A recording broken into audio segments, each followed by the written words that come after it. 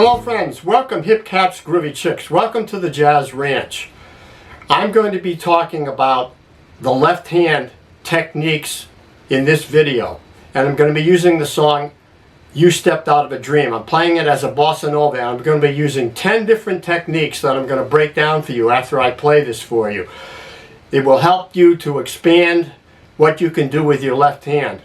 And people ask me about this all the time. They say, I'm just playing chords. I'm not doing much of anything in my left hand. I want to learn more techniques. So this is going to help you. I hope so. So here we go. I'm going to play it for you first and then talk about it after and break it down for you into various left hand techniques. You Stepped Out of a Dream.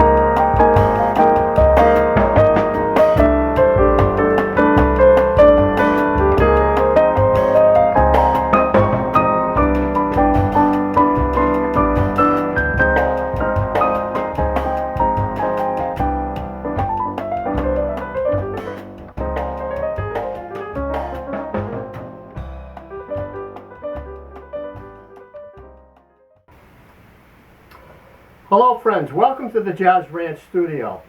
I'm going to be talking about a variety of things you can do with your left hand. People ask me all the time, they say, show me more things I can do with my left hand because all I play is chords, you know, and it's boring. I need to learn more things. So I'm going to give you 10 different possible things you can do with your left hand that I utilized in this arrangement. Now, this is a bossa nova in the key of C, and the first 4 measures of this song, of the melody of this song, are 2 measures of C major and then 2 measures of D flat major, up a half step. You can call it major 7 or major 9 if you like. So I played a vamp using those 4 chords as an introduction, like this. Now I'm playing this in the right hand, this vamp, and so the left hand is playing a bass line or bass figures. Now if I were playing this without a rhythm track, I might do more on the left hand. I might go.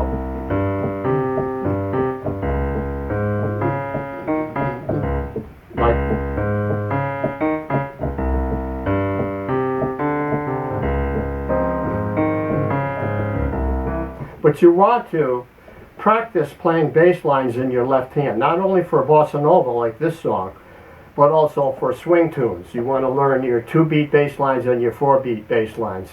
And I have videos on that. I have exercises in my exercise book to develop your left hand with bass lines. And I've done a number of videos on bass lines, so you want to go to my playlist and watch those if you need to develop that technique. But here it's keeping it simple just as much as this.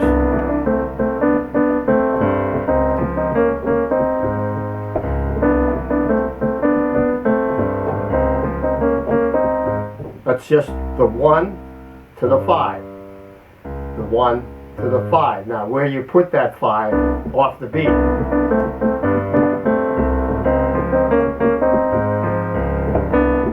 That gets some used to, practicing so that you can play smoothly with bass lines against a rhythm in the right hand. To coordinate those two takes some work. So now the next thing I did, and this is the second step, is I played a 10th. Now people ask me all the time, how do you play 10ths? My hands can't stretch it. My left hand can't reach a 10th. So I do a jump technique. I go like this, or like that. And I hold it, the sustain pedal down, so you get this. See it? I can reach it, but I mean I can break them like that. So here's the exercise. You go right up the scale, right up the C scale, like that, holding the pedal down for each one. So I'm going, holding the pedal down, releasing it for the next one, holding it down, releasing it, holding it down. Just like that. You want to practice this. A good drill. Then descending. You can practice on any scale. The easiest, of course, is C. So right there, when I started playing the melody after the introduction, I played a 10th. Why? Because I want to double that melody note, and so it's going to be a 10th. You say, well, why not play it in the right hand? I could, but I like that thing because there I can play the chord like that. I have limited ability because of these fingers, but I can play the chord like that and get a nice full sound, and I'm doubling the melody. So there's your next thing you can do with your left hand, is you can double the melody. It's kind of a locked hands technique. Milt Buckner developed this technique.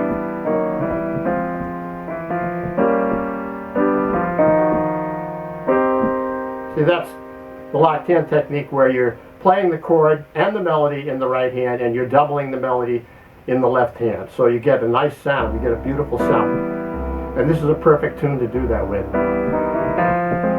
Do it like that. And I got to there. Now here I'm on the B flat minor 7 chord.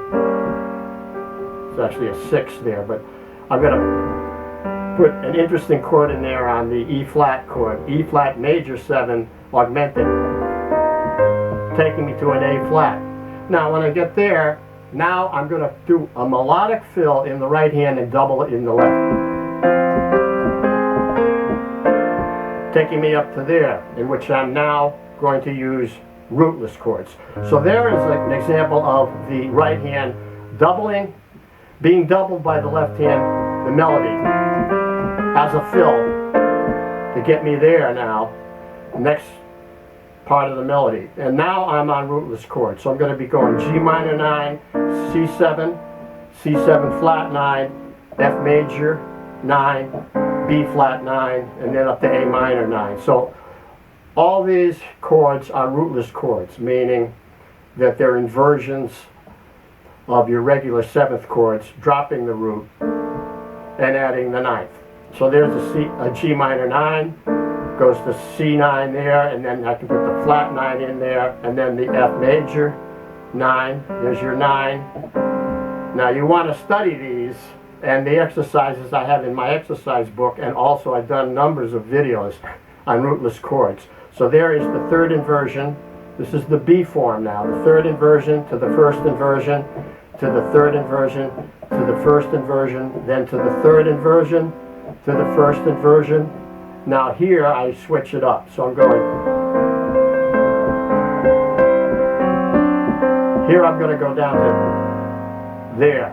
So now what I'm playing there now is a spread voicing, in which I have an open chord in the left hand, just root and 7th, and then I'm adding the 9th here, because the melody is low. It's low in the register, and I don't want to overlap. So I'm going to just go down there, and then I can put the G9 sus there, and then I can alter the chord, and then play a scale, take me up to there. Okay, so that scale now, I've altered the chord from a G9 sus to a G7 flat 9 sharp 5, so I'm going to play this super Locrian scale. Like that.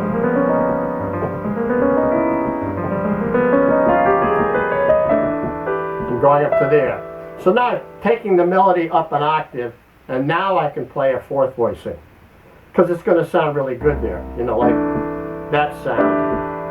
So I've got perfect fourth, perfect fourth, perfect fourth, perfect fourth, or third, then perfect fourth on the top. That's a great sound, and it's better than the block chord sound, which is that. Now it's a more modern sound, and I can move it around like this. It's a very versatile chord. You want to get into fourth voicing. So that's the next thing you can do. You have the block chords here. Now you can go to fourth voicings. You want to use fourth voicings whenever possible, when they sound good, and they sound really good right there, up an octave.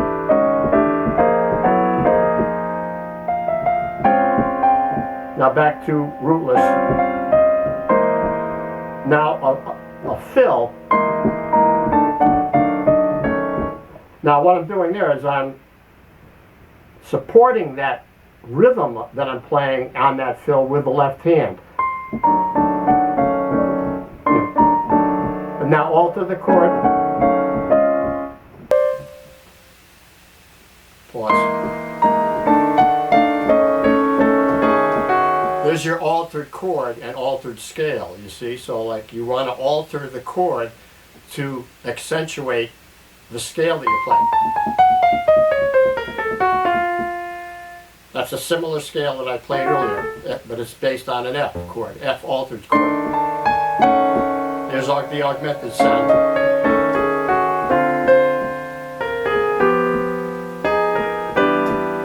Two, 5, 1 into actually 3, 4, 3, back to block chords and rootless voicings. So what I did at the end there is I showed you how I altered the chord to relate to whatever scale I'm playing.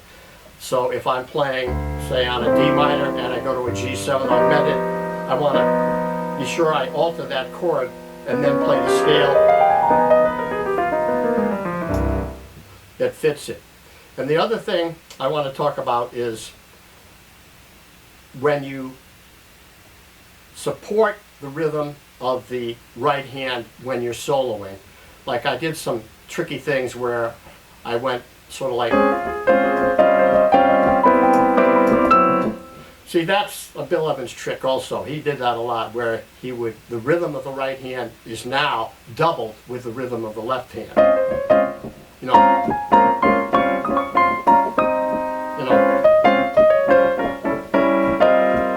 So I did that type of thing. So you accentuate the rhythm of the right hand with the left hand supporting it. Then there's the idea of contrasting the rhythm of the right hand. In other words, when you play, say, a whole tone,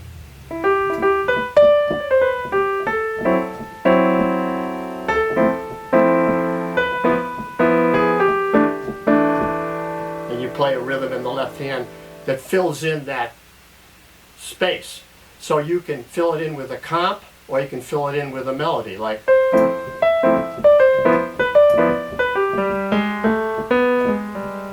You see, I can put a melody in there in the left hand.